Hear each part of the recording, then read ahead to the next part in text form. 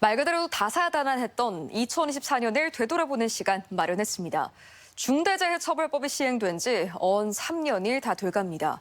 그런데 올해 세아베스틸과 전주 리사이클링타운 등에서 산업재해가 잇따르면서 전북에서만 30명이 넘는 노동자가 일하던 중 사망했습니다.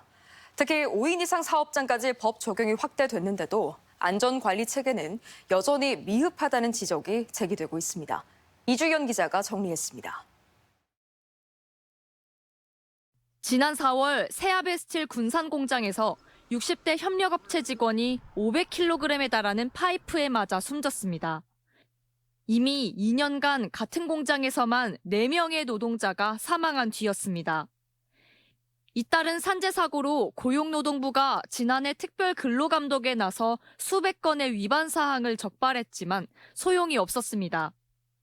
검찰이 세아베스틸 대표이사 2명에 대해 청구한 구속영장은 도주의 우려가 없다는 법원의 판단에 가로막혔습니다.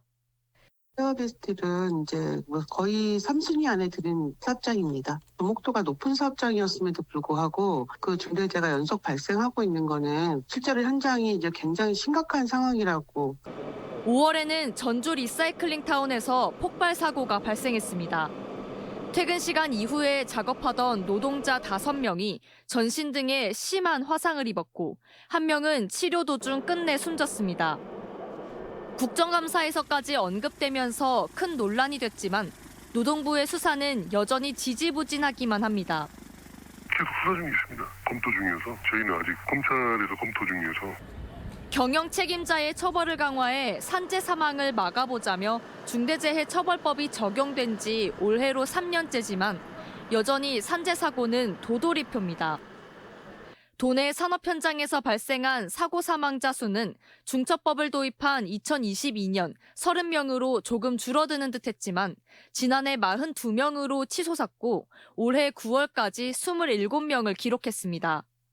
10월 이후를 계산해보면 올해 이미 30명을 훌쩍 넘겨 한 달에 3명꼴입니다. 전과 이유가 달라진 게 있냐라고 하면은 사실 저는 체감하기는 좀 어려운 것 같은데요. 만약에 중처법이 시행이 됐다면 그 후로 뭐 감소 추세가 있거나 그래야 되는데 사실 그런 결과는 찾아보기 힘들고요. 위험의 외주화를 넘어 위험의 이주화가 심해지고 있다는 지적도 제기됐습니다. 지난달에는 김제의 한 특장차 제조 공장에서 장비를 시범 작동하던 미등록 이주아동이자 몽골 국적인 강태환 씨가 기계에 끼어 숨졌고 태환 씨는 정말 굴하지 않고 대학을 졸업하고 취직까지 해서 이런 선배도 있어. 그러니까 너희들도 할 수 있어라는 얘기를 해줄 수 있는 그런 사람이었거든요. 그런 사람이 간 게 저는 너무 안타까워요.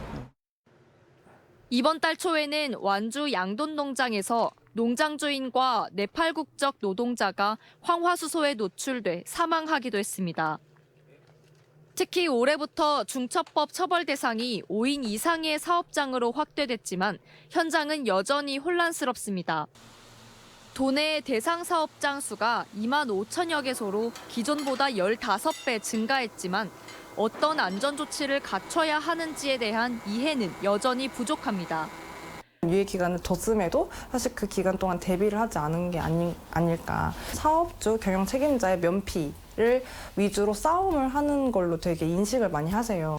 전문가들은 중처법을 처벌이 아닌 사고 예방에 초점을 두고 바라봐야 한다고 강조하고 있지만 근로자들이 매일 나서야 하는 일터는 여전히 불안한 모습입니다. MBC 뉴스 이주연입니다.